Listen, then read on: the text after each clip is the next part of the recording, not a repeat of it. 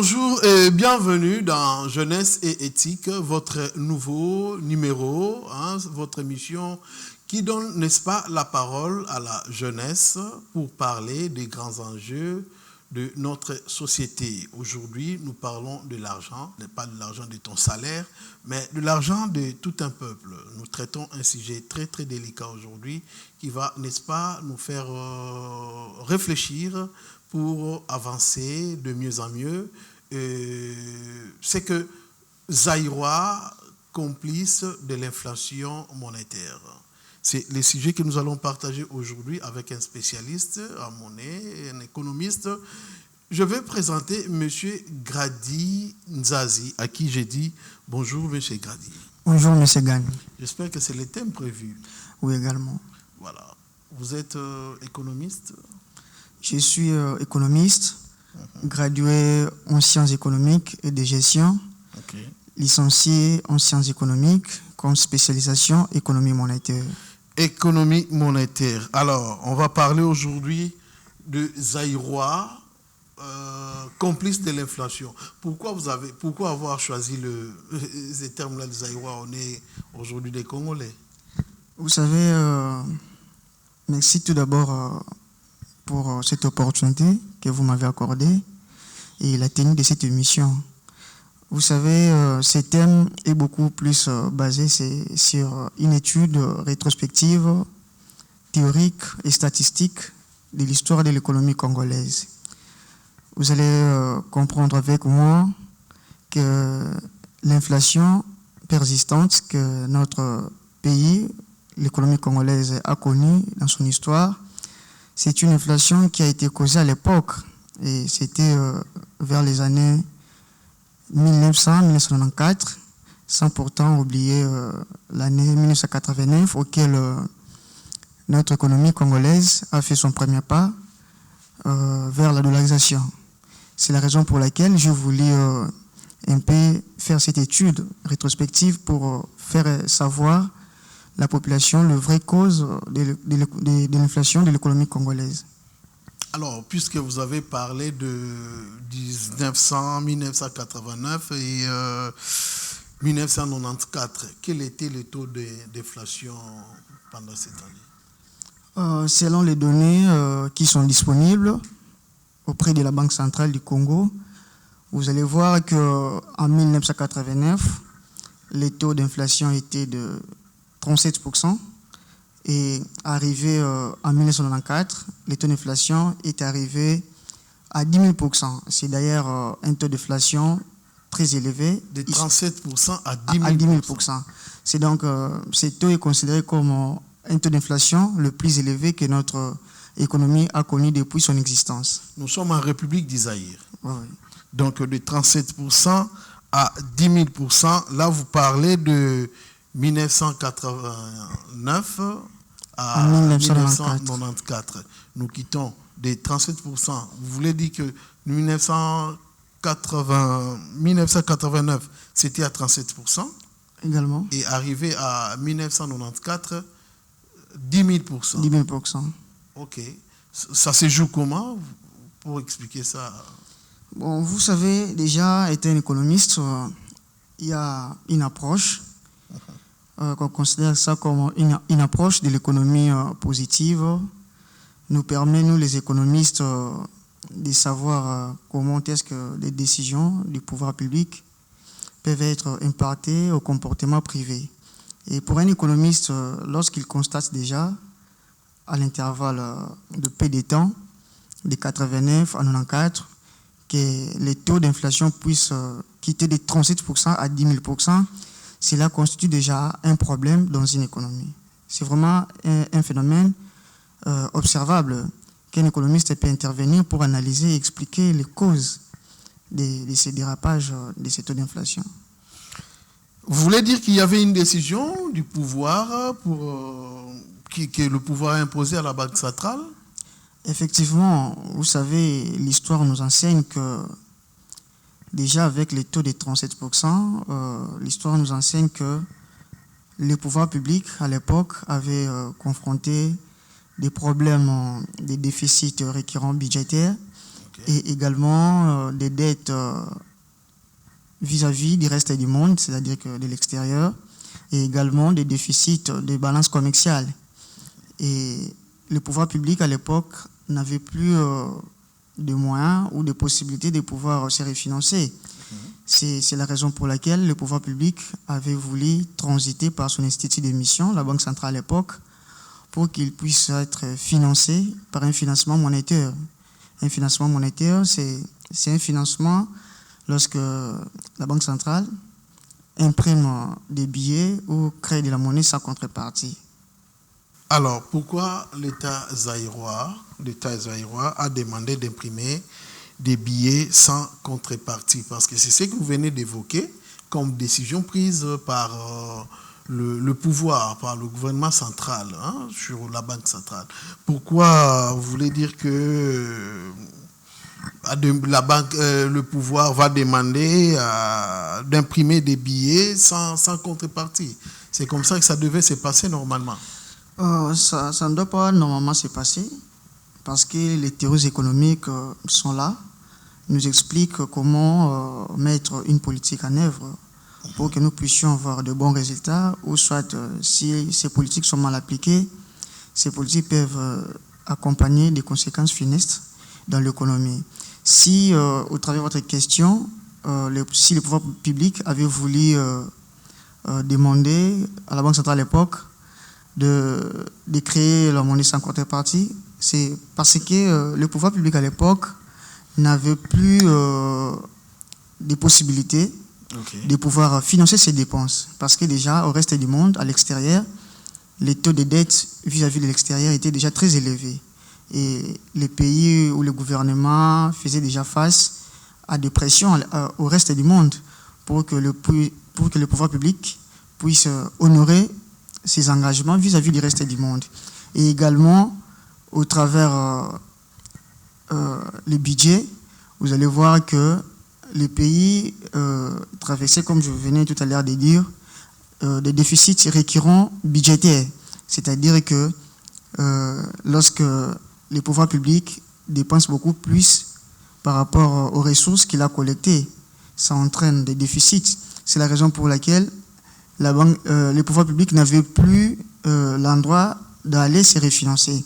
C'est pour cela, je trouve qu'il avait imposé à son institut d'émission de pouvoir créer la monnaie sans contrepartie afin de financer ses dépenses. Parce que l'État, ses organisations ou toutes les organisations qui constituent l'État doivent survivre. Et c'est la raison pour laquelle le pouvoir public avait imposé à son institut d'émission de pouvoir créer la monnaie sans contrepartie. Il y a une influence aujourd'hui par rapport à tout ce qui s'était passé pendant ces périodes qu'on sort aujourd'hui. On peut se lamenter de quelque chose suite à tout ça? Effectivement, si aujourd'hui nous avons notre économie est dollarisée, c'était dû à ça. Parce que vous allez voir qu'au travers des données, en 1989, les taux de dépôt en devises étaient de 6,5%.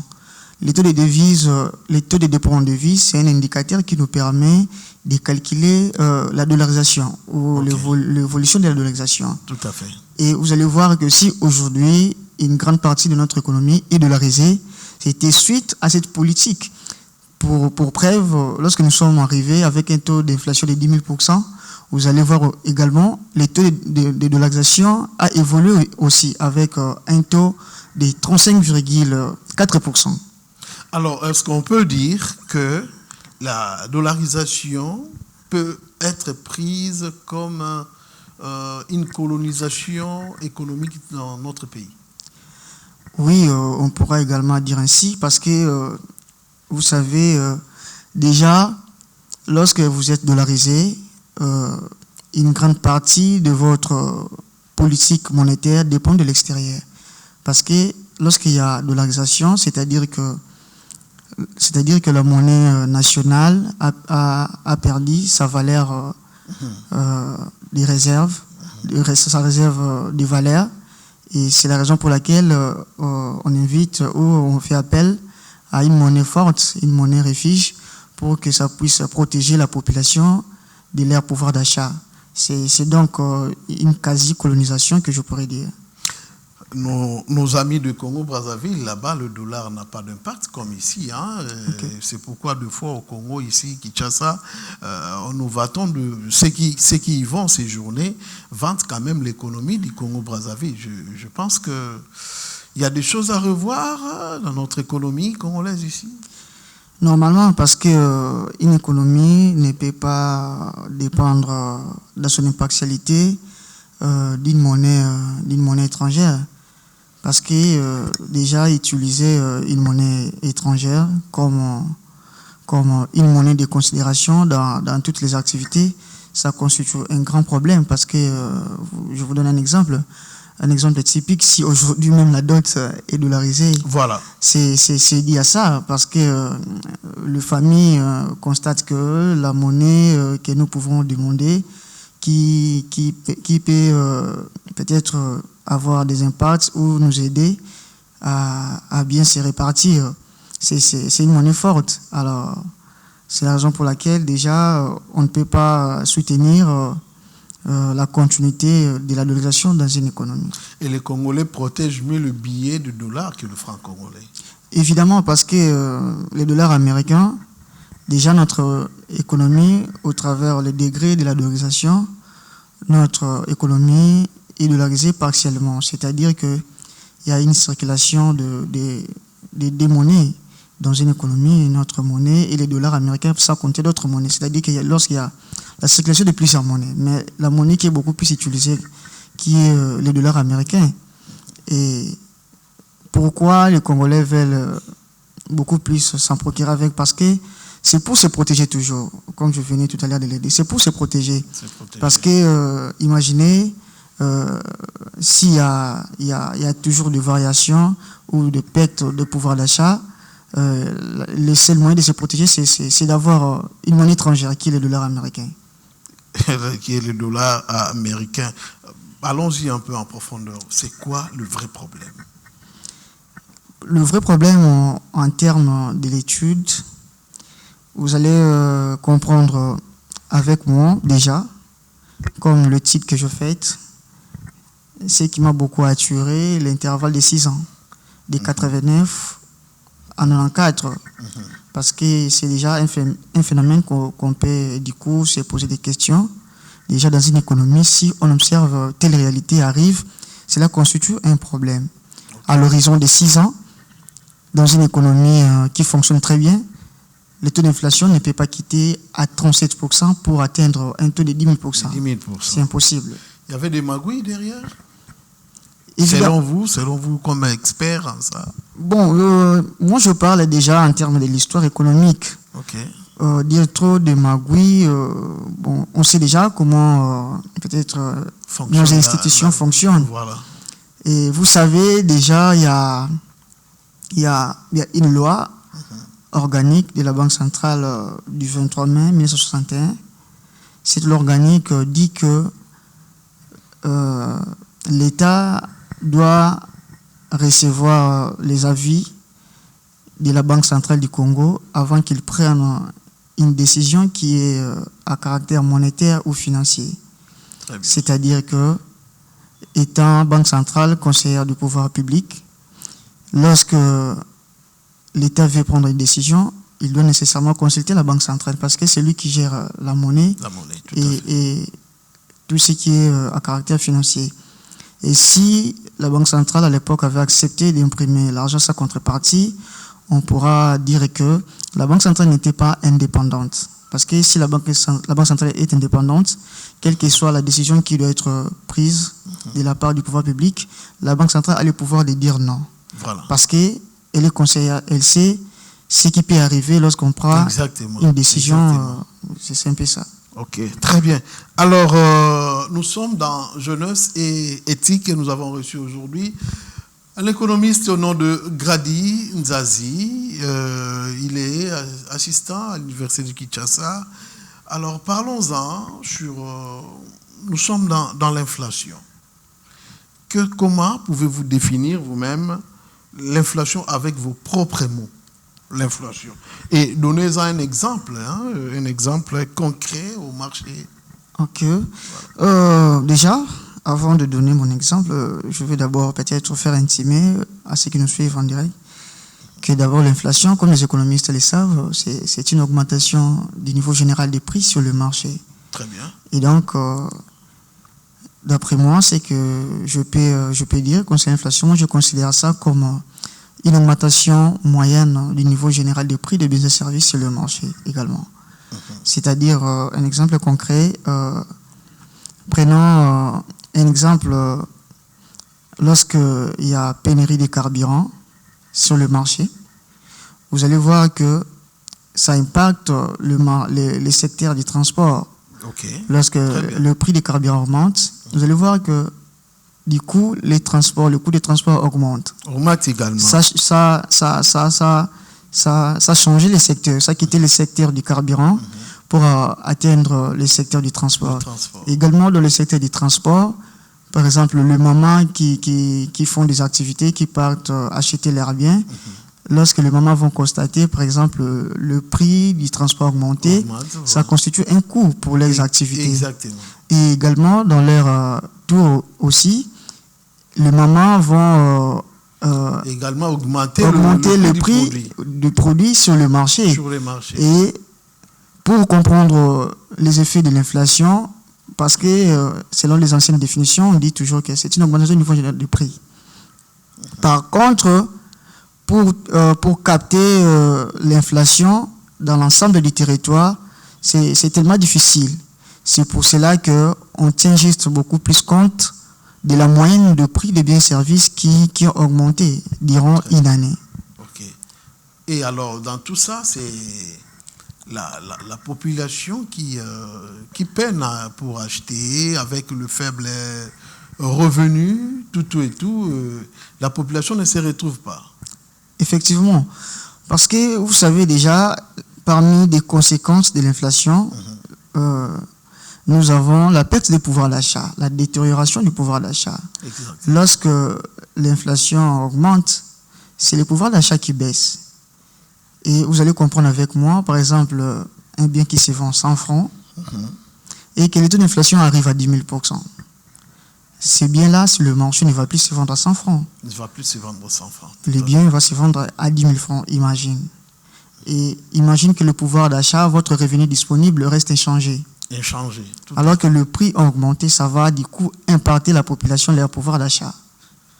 C'est pour cela que l'inflation, d'autre part, est considérée comme un phénomène qui n'est pas très bien dans une économie.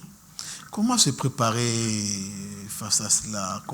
Quelles sont les vraies responsabilités du gouvernement face à une inflation? Parce que c'est sa population qui peine après, c'est sa population qui en pâtit. Il n'y a pas de moyens, de mécanismes pour se préparer contre une inflation, puisque là, notre économie est gérée par une monnaie étrangère. Ok. Vous savez, déjà, pour se protéger, ou soit au travers de politique du pouvoir public, déjà le fait d'accepter une monnaie étrangère, qui est le dollar, dans l'économie congolaise, c'était déjà la première décision qui pouvait aider dans un premier temps la population de se protéger contre l'inflation. Mais de la part du pouvoir public, au travers les différentes actualités, de la part de l'économie congolaise, je vois déjà de bonnes décisions qui sont prises, et il y en a d'autres qui seront mises en œuvre l'année prochaine, telles que l'interdiction des importations des dollars américains par les banques commerciales, et également l'interdiction des transactions en espèces. Et c'est parmi des éléments déjà qui vont permettre la population de se remettre dans une bonne position pour redorer une bonne valeur de la monnaie nationale. Parce que lorsqu'il y a les taux d'inflation ou également la dollarisation persiste, cela nous entraîne à la perte des souverainetés monétaires. C'est la raison pour laquelle aujourd'hui la Banque centrale lutte pour remettre cette confiance vis-à-vis de sa population. Très bien. Ok, alors quand l'État imprime beaucoup d'argent sans produire plus de biens, alors qui en subit les conséquences? L'État imprime beaucoup d'argent sans pour autant produire plus de biens. Les conséquences, qui en subissent? C'est la population qui subit les conséquences, voire même l'État, parce que l'État aussi, il fait partie de la population. Exactement. Et donc, c'est la population qui subit les conséquences. Parce que les théories économiques expliquent déjà une inflation par la demande d'origine monétaire.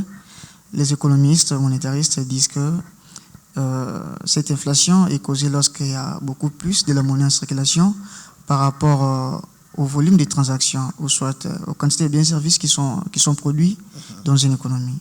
Et c'est déjà c'est un facteur qui nous conduit à l'inflation monétaire. Et donc, c'est la population qui subit. Qui subit. Alors, vous maîtrisez bien les secteurs. Hein? Vous maîtrisez bien le secteur. Est-ce que vous savez nous citer des causes possibles de l'inflation en RDC? Il y en a d'ailleurs plusieurs. Vous pouvez aller au-delà de deux alors? Il y en a plusieurs. Déjà, en termes de typologie de l'inflation, vous allez comprendre avec moi.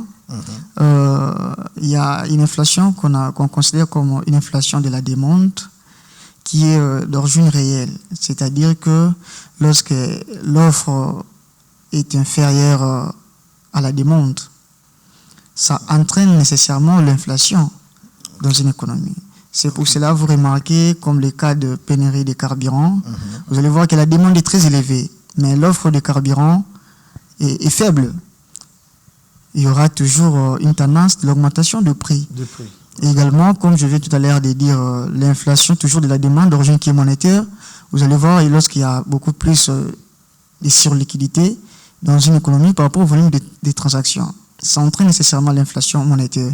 Il y a également une inflation par les coûts qui est causée lorsque le prix des biens et services à l'extérieur augmente, parce que vous savez très bien que notre économie est extravertie, une grande partie de l'économie congolaise dépend de l'extérieur.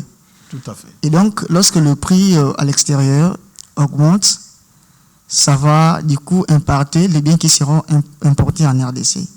C'est parmi des causes qui entraînent de l'inflation en RDC. Très bien. Nous sommes dans jeunesse et éthique ici. Vous, en tant que jeune, comment peux-tu protéger ton pouvoir d'achat face à l'inflation? Vous, en tant que jeune. Bon, vous le dites pour tous les jeunes Congolais. Hein? Effectivement. En tant que jeune. Comment un jeune peut se protéger, peut protéger son pouvoir d'achat face à l'inflation? Je crois déjà, cette partie a été déjà répondue. Okay, je crois la seule façon, c'est d'avoir une monnaie refuge qui est le dollar américain. Et donc, c'est vraiment le seul moyen.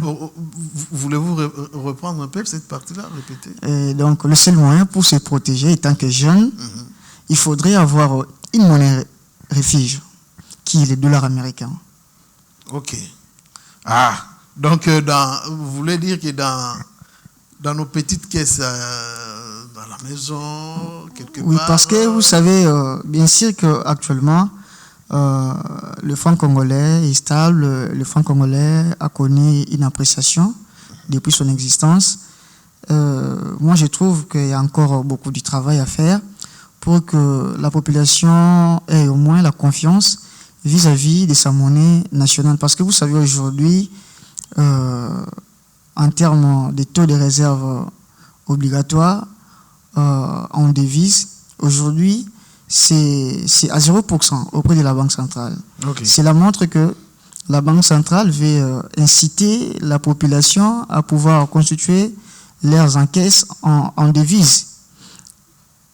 Et d'ailleurs, vous allez voir également que déjà, lorsque je parlais de la monnaie étrangère qui est le dollar comme réserve de valeur, et donc je considère ça comme le seul moyen pour se protéger en tant que jeune, pour éviter de l'incertitude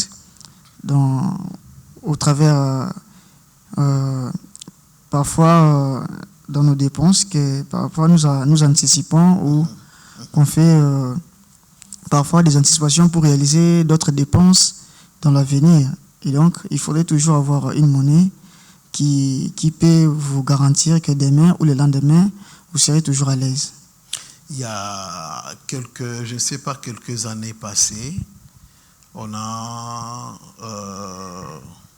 assisté à une, vous appelez ça comment, dédollarisation, où on partait du taux d'échange de 2900 à 2200, voire on était même descendu à 1900, tout et tout.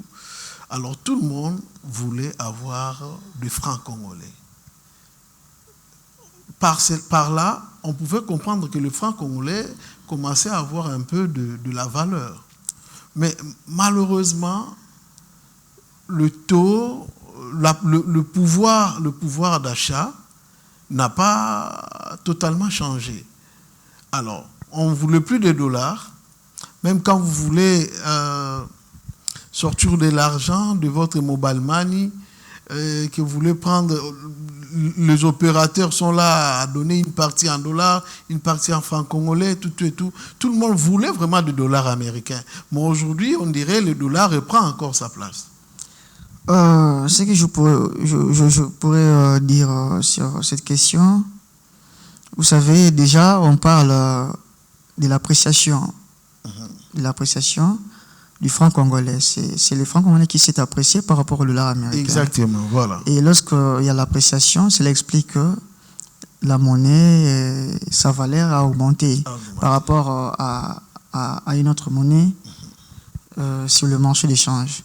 Et déjà, lorsque le franc congolais est apprécié, il y en a d'autres économistes qui ont considéré cette appréciation comme une appréciation artificielle. C'est-à-dire que c'est une appréciation qui n'était pas transparente au pouvoir d'achat. Exactement. Et c'est la raison pour laquelle les gens s'éteignaient beaucoup plus toujours de constituer leurs encaisses toujours en devises. En devises. Et l'absence, lorsqu'on partait dans le marché d'échange ou dans le marché parallèle, pour parfois s'en procurer parfois des devises ou de la monnaie nationale, vous allez voir qu'il y a beaucoup plus de transactions ou des échanges selon les décisions de la Banque centrale étaient beaucoup plus de pouvoir mettre en œuvre le franc congolais pour faire savoir à la population que vous devez avoir confiance à votre monnaie, qui est le franc congolais, vis-à-vis au dollar américain, parce qu'elle s'est remise déjà dans la bonne voie de sa réserve des valeurs. Parlons éthique et responsabilité. Vous voulez dire que est-il éthique pour un dirigeant de dévaluer la monnaie de son pays pour payer ses dettes? Bon, déjà, utiliser les termes d'évaluation, ce n'est pas vraiment un terme qui n'est pas approprié avec le contexte de notre économie. Pourquoi? Parce que on parle de la dévaluation lorsque nous sommes dans le régime d'échange fixe. Par contre, notre économie, nous utilisons le régime d'échange flottant.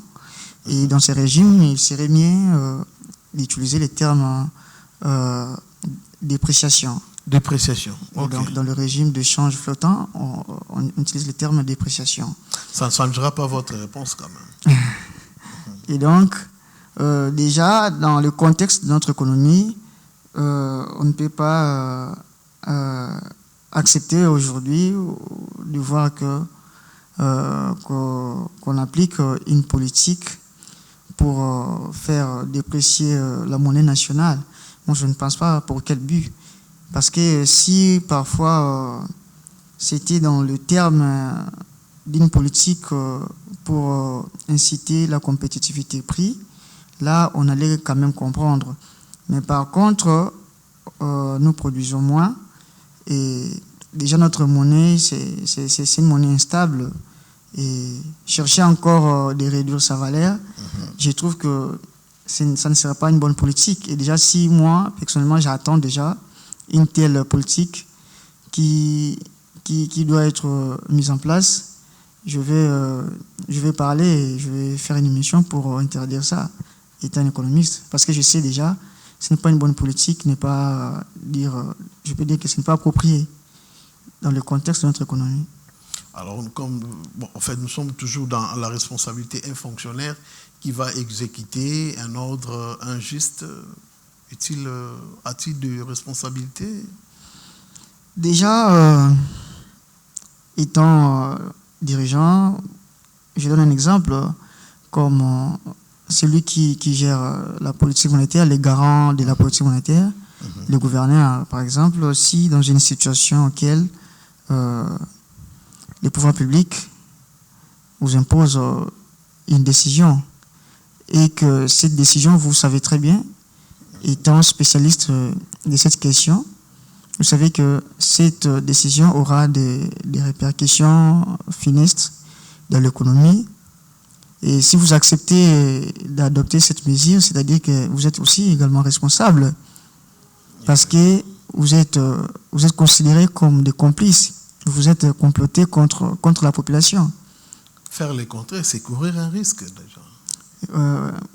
Moi, je trouve personnellement que on peut faire le contraire. Si parfois vous êtes toujours sous pression et pour préserver votre vertu scientifique, votre carrière, vous pouvez démissionner. Ça ne cause pas un problème. Nous sommes au Congo.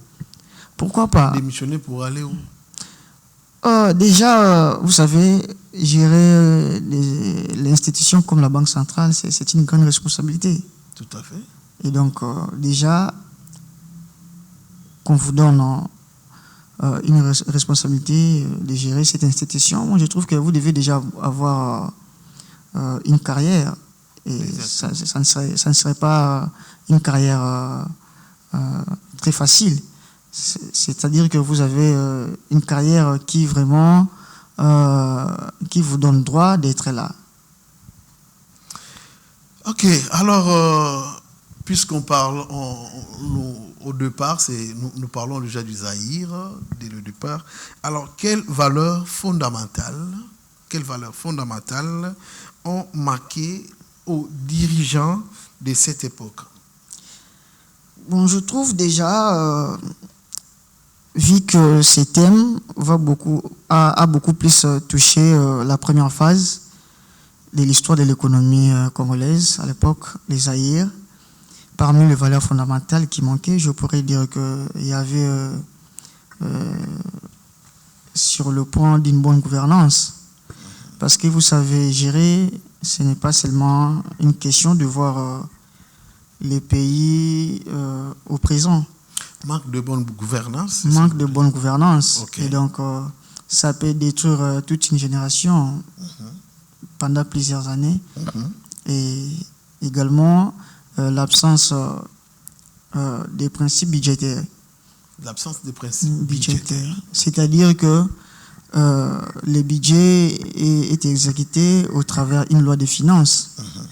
Et lorsque le pouvoir public dépense sans pourtant tenir compte de cette loi, il est en train de violer cette loi. Parce que cette loi est votée à l'Assemblée nationale. Et déjà, si le pays fonctionne très bien, si déjà la loi de finances est violée, cela constitue déjà un danger pour le fonctionnement de l'économie. Parce que l'économie ou les dépenses de l'État doivent être dans une situation qu'on considère dans la rationalité. C'est-à-dire que prioriser les dépenses qui sont importantes dans l'économie. Très bien. Ce que je pourrais encore ajouter parmi les valeurs, je trouve encore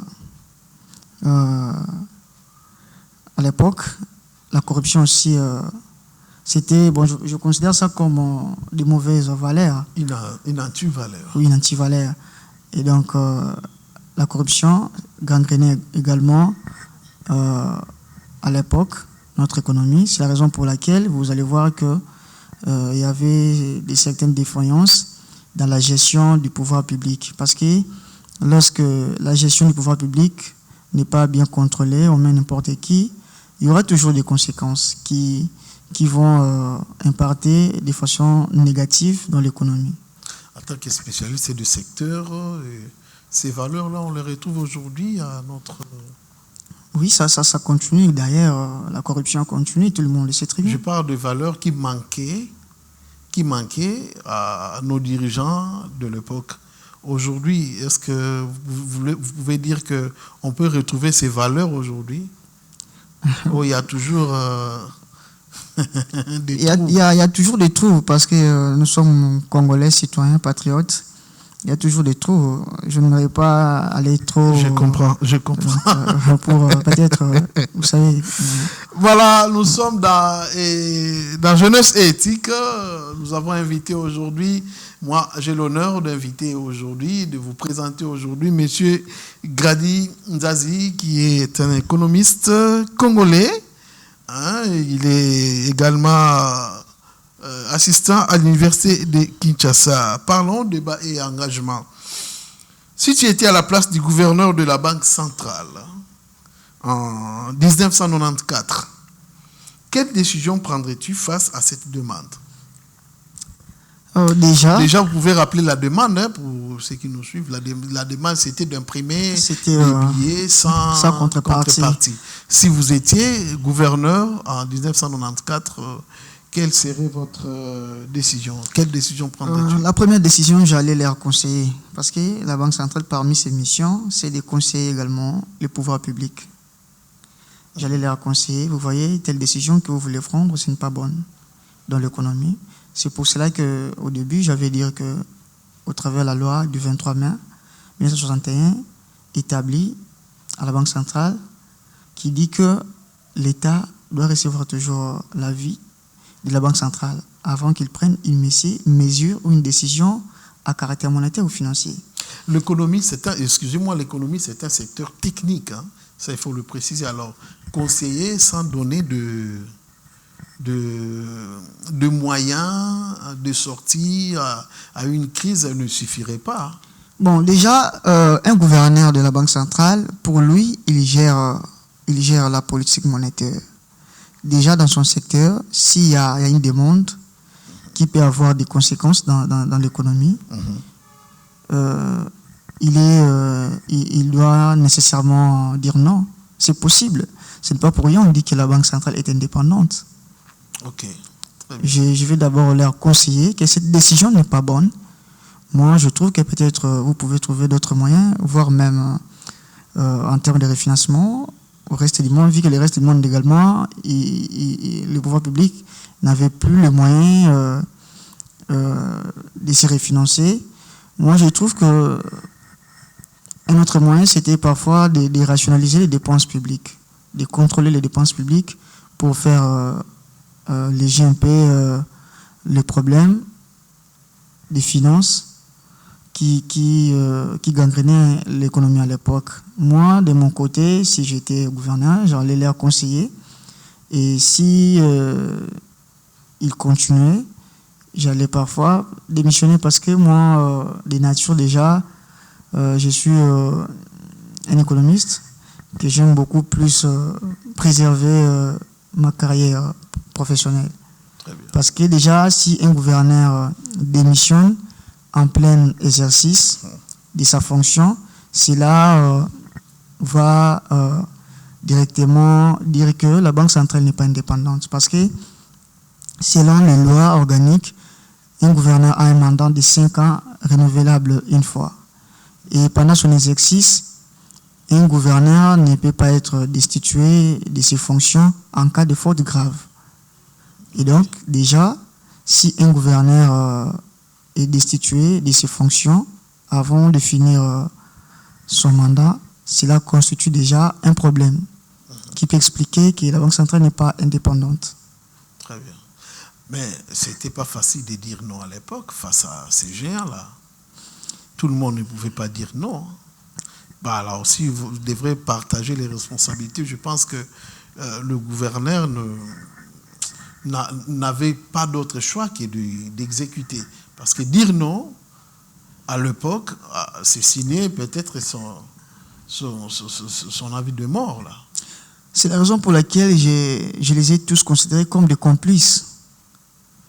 Oui, mais on dirait qu'ils n'avaient pas le choix. Parce que déjà prendre une décision qui peut parfois avoir des sérieux problèmes pendant plusieurs années, ce n'est pas très bien. Pour d'autres, il y en a d'autres aujourd'hui dans notre pays, ils sont capables de dire non pour ne pas être responsables à d'autres problèmes qui peuvent y arriver dans l'économie. Et donc, personnellement, déjà, voir toute une population souffrir à cause d'une seule mesure qui a été prise, cela peut parfois vous choquer, vous déranger à chaque fois. Vous allez toujours vous rappeler de cette mesure que vous avez acceptée suite à une pression politique. Très bien. Alors, quel rôle la jeunesse peut-elle jouer aujourd'hui pour lutter, n'est-ce pas, contre la mauvaise gestion des finances publiques? Le rôle de la jeunesse contre la mauvaise gestion des finances publiques. Déjà, je dis que la jeunesse... Vous mettez à la place de ces jeunes-là. Déjà, moi, je dis toujours que demain, c'est la jeunesse. Et donc, la seule façon, étant que jeune, pour combattre une mauvaise gestion du pouvoir public, c'est de savoir dire oui et de savoir dire non. Et donc, si aujourd'hui la jeunesse est corrompue, la jeunesse... D'ailleurs, je pourrais dire quelque chose. Vous allez voir, il y en a d'autres jeunes aujourd'hui, des politiciens, qui soutiennent parfois des choses qui ne sont pas vraies. Mais vu qu'ils sont là... C'est quoi la motivation? Soutenir des choses comme ça pour plaire à une seule personne? C'est pour un intérêt individuel. Vous savez, un économiste doit savoir que le bien ou l'objectif de la gestion du pouvoir public, c'est le bien-être collectif.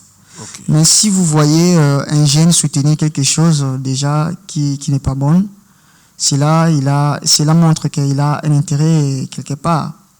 Et donc, cela peut constituer comme une épée de Damoclès, un danger qui se produit déjà et qui parfois a une forte probabilité de se reproduire. Et donc, étant que jeunes, nous devons savoir dire non lorsqu'il y a une décision qui n'est pas bonne ou il y a quelque chose qui n'est pas avantageuse pour le bien-être collectif. Ok, très bien. Alors, il y a également des leçons principales qui doit faire une leçon principale que doit retenir la jeunesse aujourd'hui par rapport à tout ce qui s'était passé en 1994 pour que cela ne se reproduise pas. Une leçon principale. Une leçon principale, je pourrais juste donner une anecdote de Napoléon Hill. Napoléon, c'est un philosophe. Une fois, il a dit une décision prise en une seconde peut durer toute une vie. Toute une vie, tout à fait. Prenez-les avec sagesse. Et donc, la jeunesse, selon votre question, moi je trouve qu'on doit savoir bien diagnostiquer lorsqu'on veut prendre une décision pour que cette décision ne puisse pas entraîner des situations ou détruire les prochaines années ou plusieurs années dans le pays. Vous savez, c'est vraiment important. Parce que si aujourd'hui, comme je dis, l'économie dollarisée, si aujourd'hui, même nous sommes victimes de cette inflation persistante, c'est grâce à nos arrière-parents qui ont eu le privilège de gérer à l'époque. Et ils ont géré, ils ont fini, mais aujourd'hui, nous avons subi de sérieux problèmes. C'est la raison pour laquelle nous devons savoir très bien diagnostiquer avant de prendre une mesure. Parce que dans l'approche de l'économie normative, un économiste devient comme un ingénieur. Il planifie une mesure qui doit être prise ou une mesure qui a été déjà prise et savoir planifier les risques de chaque mesure. Très bien. Et donc, c'est tellement vraiment important qu'un économiste ou un jeune puisse retenir de la part de cette pensée. Alors, vous avez une pensée pour l'actuel ministre du Budget par rapport à sa gestion? Si ça ne vous dérange pas, on passe au ministre des Finances. J'aimerais beaucoup plus peut-être parler du ministre des Finances parce que déjà, on voit déjà sa bonne gestion. Très bien. En termes de paiement des fonctionnaires, on voit quand même des financements qui sont priorisés et donc je n'aimerais pas trop aller... Le paiement n'est pas régulier, les fonctionnaires. Comment vous pouvez dire que c'est pas régulier? Bon, pour le mois prochain, je viens... on fait toujours des annonces que l'exercice est en cours, on est en train d'arranger les choses et c'est tous les mois qu'on contient ces langages-là. Bon, avec l'actuel ministre des Finances, je ne pense pas trop, sauf que s'il y a un problème déjà au niveau des décalages, il y a des moments peut-être, il y a des exercices parfois qui interviennent dans sa fonction en tant que ministre. Pendant, il y a d'autres périodes qui entraînent normalement des décalages pour peut-être qu'il ait le paiement des fonctionnaires. Et au travers de sa gestion, moi je trouve qu'il gère très bien. Il gère très bien. Voilà, là, il faut saluer le ministre. Également, je tiens à saluer le ministre de Nofama pour sa manière de gérer les deniers publics. Et donc, c'est ce que je pouvais dire. Très bien.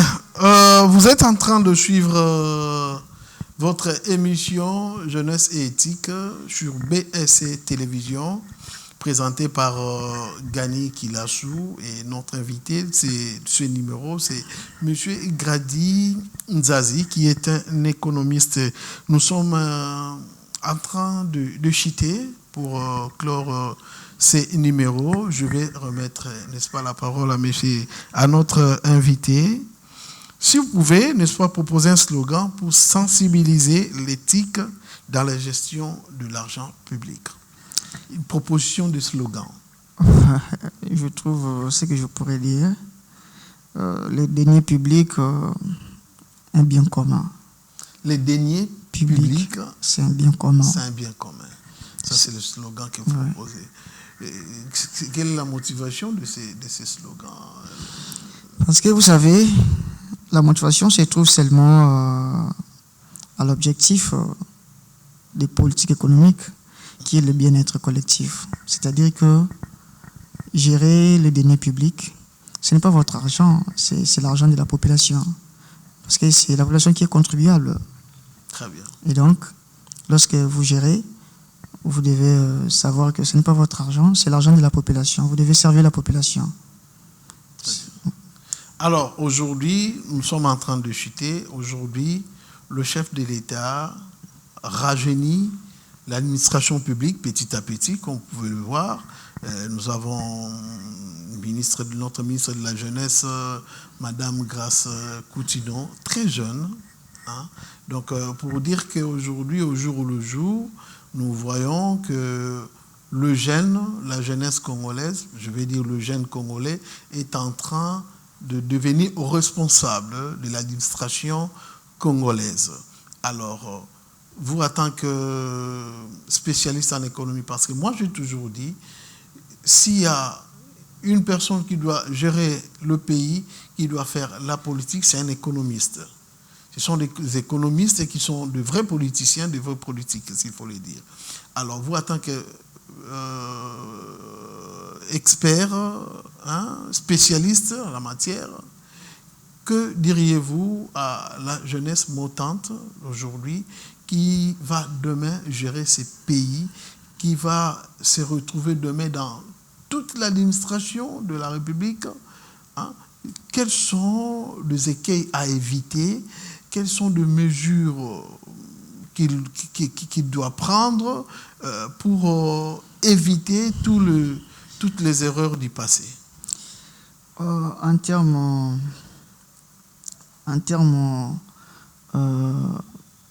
du conseil, ce que je pourrais dire, moi je trouve que la jeunesse doit être toujours consciente, et surtout beaucoup plus les scientifiques, parce que, vous savez, les scientifiques, ce sont les seules personnes qui peuvent apporter un changement dans un pays. Et donc, lorsque les scientifiques sont conscients et ils sont bien formés, et moi je trouve que si demain ou le lendemain ils se trouvent dans des gestions des administrations publiques, moi je trouve qu'il n'y aura pas un problème, parce que le problème en est que parfois on voit que celui-ci c'est un jeune, il est encore moins âgé, il ne peut pas être là. Par contre, ce n'est pas une question d'âge, c'est une question d'avoir, moi je considère ça comme une dose de la spiritualité scientifique. Très bien. Et donc, si déjà un jeune est à mesure parfois de contredire une politique ou une mesure qui a été prise par le gouvernement, parfois il sait pourquoi il a contredit ça. Parfois il a des arguments clairs pour montrer ou démontrer à l'opinion que telle mesure, parfois, elle n'est pas bonne. Et donc, moi, j'invite seulement aux jeunesses scientifiques de bien vouloir défendre leur domaine, parce que moi, je suis un économiste, quel que soit... moi, je dis toujours, vous êtes amis ou soit professeur, collègue scientifique. Dans ce monde, les collègues n'existent pas. On peut être amis, on mange ensemble, mais s'il y a quelque chose sur le plan scientifique qui ne marche pas, je dois dénoncer, je dois dire. Et ça ne sera pas seulement une question de cacher quelque chose, parce que vous avez des parentés ou vous avez des relations avec la personne. Non. La science nous permet normalement à éclairer les pays, non seulement pour aujourd'hui, mais également pour demain. Très bien, très bien. Merci beaucoup, M. Grady. Vous étiez l'invité de l'émission Jeunesse et Éthique. Nous sommes très contents de vous avoir sur notre plateau. À nos téléspectateurs, nous vous disons également merci beaucoup d'être là, de suivre cette émission et de rester, n'est-ce pas, fidèles à ces programmes de jeunesse et éthique. Nous allons nous retrouver très prochainement à un nouveau numéro sur la même chaîne et à la même heure. Bonne soirée à vous.